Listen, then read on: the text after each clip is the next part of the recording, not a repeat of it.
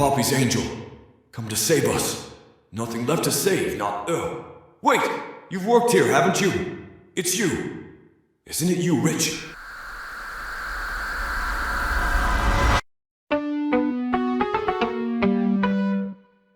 Hello everyone, I am Lagoose, and today we are going to take a look at the biggest and yet unanswered question that has been solved in the Poppy Playtime franchise.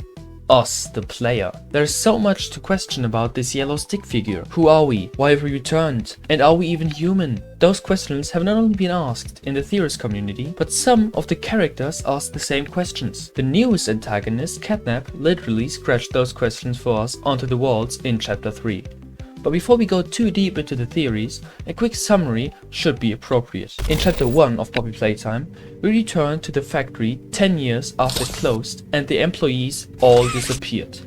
We receive a mysterious letter that tells us to return to find the missing staff. And, with a natural hero instinct, we return, grab a grab pack, do a couple of puzzles, and maybe even kill Huggy Wuggy. In chapter 2, the antagonist, Mummy Longlegs, forces us to play 3 games in the game station and eventually tries to kill us, even though we take that Uno reverse card and crush her abdomen before crashing with a train. In chapter 3, Catnap throws us into a garbage compactor, and after we successfully reconnect to Poppy and Kissy Missy, who we met in chapter 2, we meet a kid named Ollie. We turn off the gas production, kill Catnap, and make our way to the main antagonist of the entire franchise, the Prototype. Now that we're all on the same boat, let's start sailing. In chapter 2, Mummy Longlegs drops our first big clue regarding that we once were an employee in the facility, working at Playtime Co. They left Mommy to die alone. Mommy didn't deserve that. But you worked here. So if anyone deserves to die alone,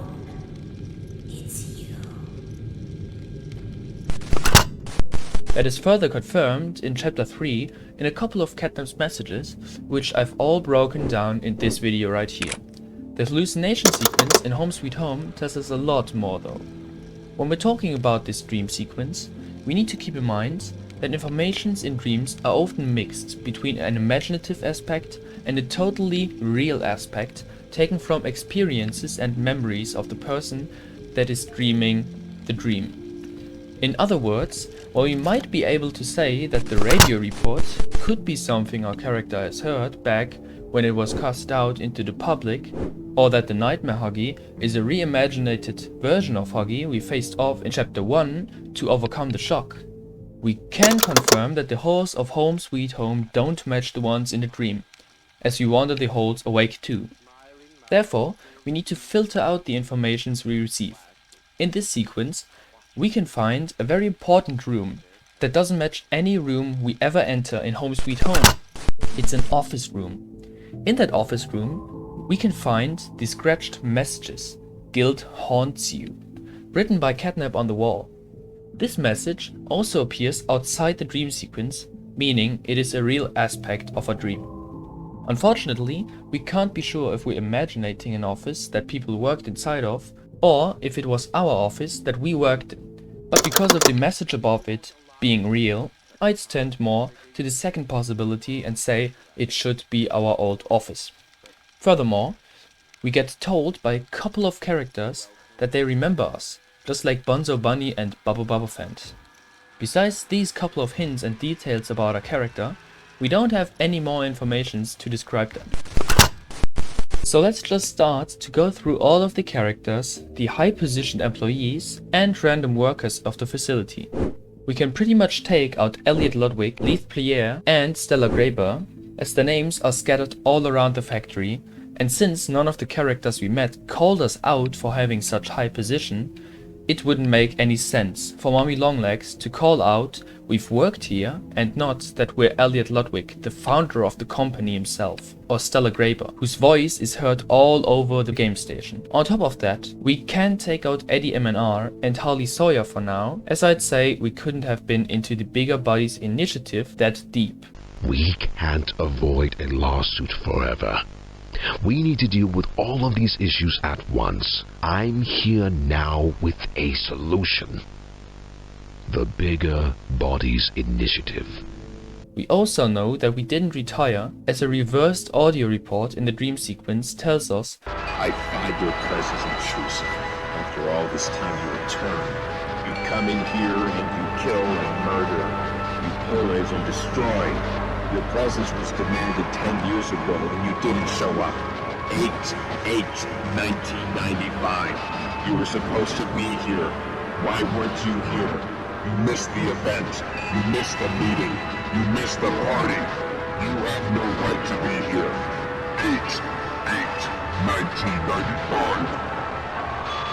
if I would have retired, I most likely wouldn't be supposed to return to the Hour of Joy. Furthermore, we couldn't be the same character we play as in Project Playtime, the spin-off game of Poppy Playtime, since the monsters should have remembered us too. So, who exactly are we? Going through the characters from the tapes, most of them don't match at all. We've checked the high-ranked people, we've checked the high-ranked employees of the facility, and lower-ranked people don't have any motives. But one of these lower-ranked people, and I'm pretty sure you've been thinking about him too, seemed to fit our character the best. Richie. Rich is an employee we suspiciously hear about in every single chapter. Although he only seems to be a normal employee, he first gets introduced in a tape in chapter 1, in which he's angrily working with his co-employee. He's mad at the company for having to do a hard job. And in chapter 2, he gets demoted from the chapter 1 location into the chapter 2 Lost Toys location. He bursts out into anger for his loss against the company. And in chapter 3, he's working in Playcare, and Stuart, another character, offers him his position, as Stuart would soon be retiring. He mentions that he wants to change his aggressive behavior because of his wife, which will be from significance in just a second. Most people are suspecting Rich to either be the player or the prototype, as Rich would fit for both characters pretty well. And I would definitely say we are Rich, if it wasn't for the fact that he has a wife. Why would anyone return 10 years after the shutdown of the factory if they have a wife and possibly children? Future Lagoose here, whilst finishing the video and making this theory, the first ever Poppy Playtime book released and carried a brand new character, who I'll be taking a look at in a follow-up theory video on the player. Anyways, even though this video releases after the book's release, we weren't aware of that brand new character at that time, so please don't leave such comments after this video. But as for the moment, the search to find the proof that Rich is the prototype or the player has begun, even though the game kinda died out because chapter 3 came out 4 months ago. But as we can't yet prove any of these characters to be the other one, we need to... Well, hello everyone. While that could possibly be true, and we are Rich, the ex-employee feeling guilty, we should always look at some theories that could be true and turn everything around. Let's say, what if we are a part of the Bigger Bodies Initiative, and we are a victim? To back up such a crazy theory, Poppy herself says that we've been tortured too. I need you! So we can get revenge on those monsters who've tortured you! Who've tortured us! Which is very suspicious to all of the other characters' lines implying that we are guilty for having worked here. So, which statement is trustworthy? Poppy seems suspicious throughout all of the chapters, and the other characters wanted to kill us, so why trust them?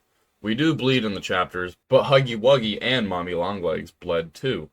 An advanced version of this theory is that we could have been an orphan in Playcare, leaving as soon as we were able to. That would explain the hate against the factory, and Poppy mentions of some torture. The problem with this theory is that Mommy Longlegs told us we've worked here, and unless Playtime Co. forced the children to work too, or we've stayed in the factory even as an adult, this wouldn't make much sense anymore. Just for important reasons, and to create a timeline, let's find out what happened. We know that in 1995, the Hour of Joy and the end of the company happened. In 2005, the player returns, and by checking out the area around the cable cart, we can get a decent estimate at the time that Playcare was open. It was probably opened in the 1980s, since the VHS TV player looks similar to the ones used back then. If we used to be an orphan, because we know she herself was the orphan, Mary Payne, which is Mommy Longlegs, she was treating the children in the game center like being a mother. Maybe in chapter 4, we'll find out that Rich saw something or tried to stand up against the company, and for that reason, eventually was turned into a doll himself. Who knows anyways, but thanks for having me on here. Bye-bye. What I was saying is that we just don't have a lot of hints to work with at the current state of the game. I would still say that Rich has to be an important character and that he's probably the player turned into a big doll to make it even more dramatic or something like that. To wrap it up, we could be Rich, we could be a bigger body's victim, we could even be someone completely unexpected, like Elliot Ludwig himself. So, what have we learned? We've taken a look at how dreams theoretically work and how they are a mixture of our creativity and memory. We've seen that sometimes questions can't be answered at the current state of a game franchise. And lastly, we've seen that structural listing of all the evidence and informations of a certain character or person can help us learn more about them and theorize more about them. But anyways, thank you to FNAF Central, aka Macabre, for collabing with us, and remember that this is just a theory. Feel free to post your opinion in the comments below. But before you're gone, I just wanted to announce a couple of changes on my channel. Normally, I upload gameplay and other videos beside the new theory videos. But I've made the decision to change that so that I'll only be playing big newly released games and be focusing more on high quality theory videos, which by just looking at the views and statistics, you like way more. So thanks a lot for watching and I'll see you in the next theory video. Bye bye.